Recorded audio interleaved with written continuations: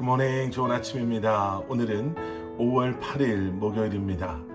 오늘도 말씀 앞에 나오신 여러분들을, 또 말씀과 함께 새로운 한 날을 시작하시는 여러분들을 주님의 이름으로 축복하고 또 환영합니다. 오늘은 한국은 어버이날로 지키는 그런 날이지요. 미국 이민 생활을 오래 하다 보면 이러한 날들을 저희가 잊고 지낼 때가 있는데요.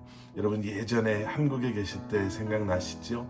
부모님 가슴에 카네이션을 달아드리고 또 부모님께 감사합니다 라고 인사드렸던, 어쩌면 여러분들의 부모님 가운데는 지금도 여러분 곁에서 여러분들과 함께 하시는 분들도 계실 수 있겠지만, 아마 많은 분들의 부모님들이 이미 하나님의 부르심을 받아 하나님 나라에서 영원히 쉬고 계시는 분들도 계실 것입니다.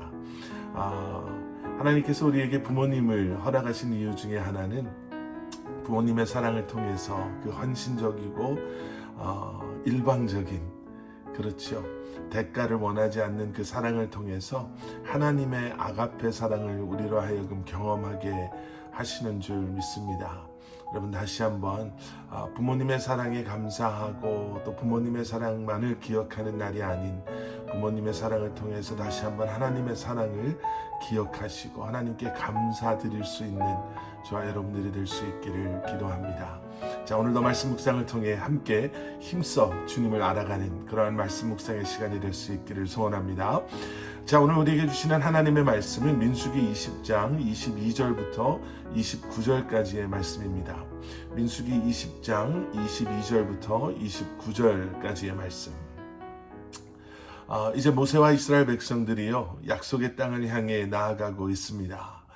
그렇게 나아가고 있다가 이제 에돔을 지나가야 하는 이제 그런 상황에 다다르게 됩니다. 그래서 모세는 사신을 보내지요. 에서의 후예인 에돔을 형제다라고 부르면서 에돔 왕에게 자신의 사정을 설명합니다. 에돔 땅을 지나가면서 왕의 큰 길로 조용히 지나가겠습니다, 이렇게 약속을 하는 거예요.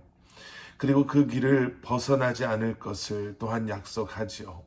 혹시라도 이스라엘 백성들이나 아니면 이스라엘 백성들의 가축이 물을 한 모금이라도 마신다면 그 대가를 반드시 치르겠다라고 약속합니다. 그런데 에돔 왕은요, 그런 모세의 정중한 부탁을 단칼에 거절해 버립니다. 오히려 군사를 데리고 나가서 모세와 이스라엘 백성들을 위협하기까지 하지요. 모세는 나름 현실적이고 좀 현명한 판단을 내렸다고 생각했습니다. 가장 빠른 길, 또 편하게 갈 수 있는 길, 안전하게 지나갈 수 있는 길, 필요하다면 음식과 물을 충분히 구할 수 있는 약속의 땅에 이르는 가장 빠른 길을 택했다라고 생각했지만 그 길이 막혀버린 것입니다. 그런데 하나님께서는 이 과정 속에서 아무 말씀도 하지 않으십니다. 오히려 하나님께서 에돔 왕의 마음을 강팍하게 하심으로 모세의 판단 속에 가장 현명하다라고 생각했던 이 판단, 이 길을 막아버리시는 거예요. 그런데 왜 하나님께서 막으셨고 왜 하나님께서는 아무 말씀 없으셨는가를 오늘 본문에서 우리는 발견하게 됩니다. 모세가 가데스에서 지팡이로 반석을 내리쳤을 때 하나님께서는 이렇게 말씀하셨습니다. 민수기 20장 12절로 돌아가서 보시면요, 이런 말씀이 있어요. 그러나 여호와께서 모세와 아론에게 말씀하셨습니다. 너희가 나를 믿지 못해서 이스라엘 자손들 앞에서 내 거룩함을 나타내지 못했으니 너희가 이 회중을 내가 그들에게 주는 땅으로 데리고 들어가지 못할 것이다. 반석에서 물이 나오게 하는 것은 하나님의 거룩하심을 드러낼 수 있었던 그러한 기회였음에도 불구하고 모세의 그 컨트롤되지 못한 감정 때문에 하나님의 거룩함을 드러낸 것이 아니라 모세의 연약함만을 드러냈다. 이스라엘 백성들이 그 물을 마시면서 우리에게 물을 주신 하나님을 찬양하고 하나님 앞에 회개한 것이 아니라 이런 이야기들을 하지 않았겠어요? 모세 기왕 줄 거면 좀 기분 좋게 주지. 저렇게 화낼 필요가 있을까라는 하나님의 영광을 가리우는 행동을 모세가 했다라는 거지요. 그리고 그 결과 모세와 아론은 하나님께서 약속하신 그 땅에 들어갈 수 없다라고 말씀하신 거예요. 어쩌면 그 말을 들은 모세는 어떻게 해서든지 빨리 그 약속의 땅 근처라도 가고 싶은 마음에 하나님께 그 하나님의 인도하심을 간구하기보다는 자신의 판단 속에 어떻게 하면 빨리, 어떻게 하면 안전하게 우리가 그렇게 가고 싶은 약속의 땅에 갈 수 있을까라는 생각을 했던 것 같습니다. 그리고 그런 모습은 현실적이고 현명한 판단처럼 보일 수 있겠지만 하나님을 온전히 신뢰하는 모습은 아니었습니다. 결국 이스라엘은 모세는 돌아서야 했습니다.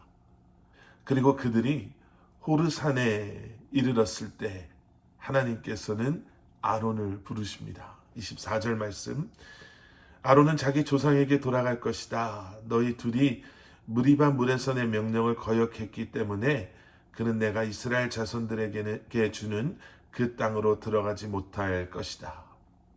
그리고 하나님께서는 모세에게 명령하십니다. 26절 말씀, 아론의 겉옷을 벗겨서 그의 아들 엘르아살에게 입혀라. 아론은 그 선조들에게로 돌아가리니 그가 거기서 죽을 것이다. 그리고 모세는 하나님의 명령의 말씀에 따릅니다. 우리는 하나님께서 우리의 삶의 주인 되심을 믿습니다. 하나님의 뜻대로 살겠습니다 라고 고백하죠. 그런데 정작 우리는 하나님의 뜻과 섭리를 알기 위해, 그리고 그 하나님의 뜻에 순종하기 위해서 기도하는 것보다는 우리에게 주어진 환경에서 어떠한 것이 가장 현실적인 판단이고 현명한 판단이고 내게 이익이 되는 판단일까?